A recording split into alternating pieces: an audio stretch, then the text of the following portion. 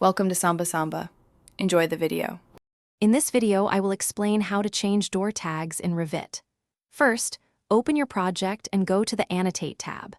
From there, you can choose Tag by category to place tags individually, or Tag All to apply them across many elements.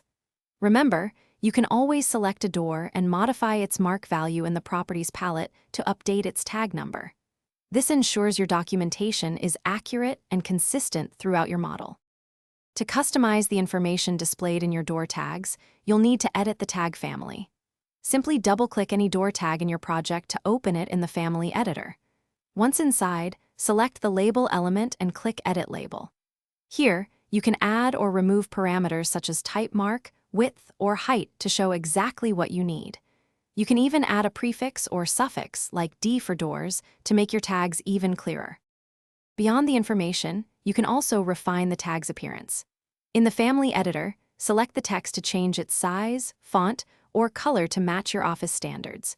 You can also modify the tag's graphical outline, perhaps changing it from a simple number to a circle or a rectangle.